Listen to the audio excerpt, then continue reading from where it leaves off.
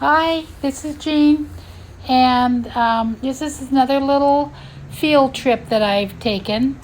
And we are out in Clifton Mill in Clifton, Ohio. And it's a grist mill that's still in operation. And they decorate it every Christmas. And I wondered if they were still doing that, uh, especially since it's an outdoor event. So I drove out here and I pulled off and walked up to the gorge, and that's the one side. And then across the street here, I walked over, and you can see back over the railing here, you can see how deep it is. And the gorge runs quite a long ways, and there is actually a historic, well, I don't know if it's historic, but a walkway, a hiking trail that people take along the gorge. Apparently not as far up here because I don't see any trail, but the gorge runs quite a long ways. But it was just beautiful out here today. It was overcast and somewhat drizzly, but it was just a really lovely warm day, and I really enjoyed being out here. Went back here now across the street to see the scenic part of it, and you can see the waterfall back in there. But mostly in this view, I wanted to show you the running water and how fast it's going, and the lovely sound it makes.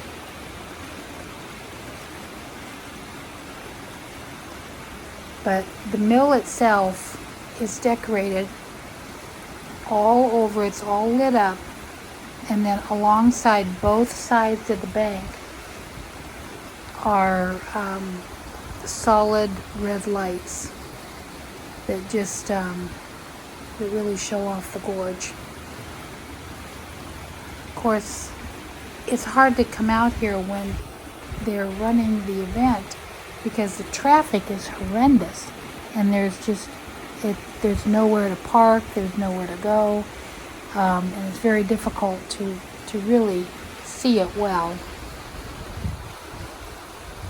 But people make every effort to do that.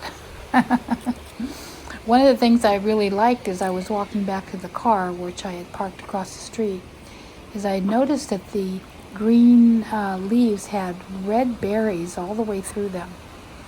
And I thought, oh, that is so pretty. Very festive. And there's the sign, Clifton Mill.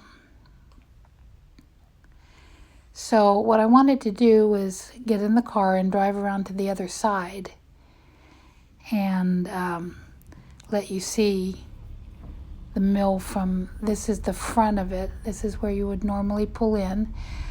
This part here is a restaurant, and they make wonderful, wonderful food. I've eaten there many times. Now the mill wheel just flashed by, but this little building here is all lit up, and you can see where the lights are going to be. I'm here at sunset because I was hoping that they were turning on the lights at night so that they could see what is working and what isn't. I've been here when they've been doing that before it actually opens up the day after Thanksgiving. This is part of the little village. This is the mill, and then the little village is the whole village of Clifton. So across the way now, I'm looking down on the gorge from this side, and you can see all the lights that are that they've set up there, and you can see how close they are, and they're all red, and it's completely solid all along there past the mill, and then on the other side as well. See how I'm going to zero in. You can see how the lights are completely covered, and it's just beautiful when it's all lit up. So I was hoping when I was here that once it was dark, they were going to turn those on and be working on the lights.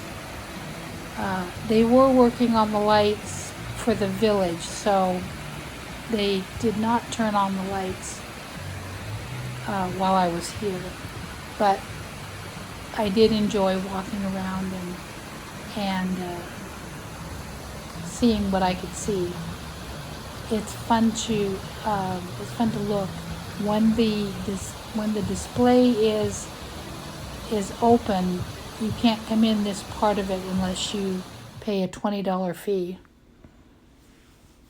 So I was enjoying being able to see what I could see during the daytime without having to pay that fee.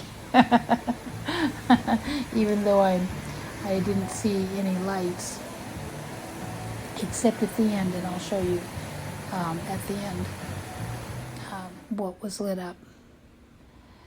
But anyway, here's another section of the gorge, and this is behind that little bridge, and the gorge just runs for miles. As I turn here, they have a nativity set up in this little shed, and another scene in this old log cabin, and it's all lit up for the visitors. And then back again to see the waterfall from this angle. The old building is just really nice. It's not open now, but I've been inside and watched the grist mill running. Now across the street from the mill, there's an old blacksmith shop.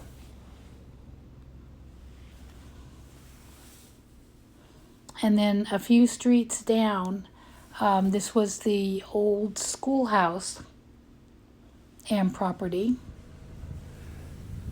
And this was I'm at the intersection there. And that was the original school. They have a historical marker, which is fun to read. And I did get a little closer, a nice close-up of it, that if you wanted to read it.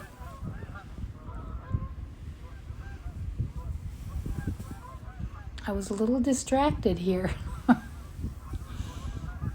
The snow geese are coming through on their way south for the winter.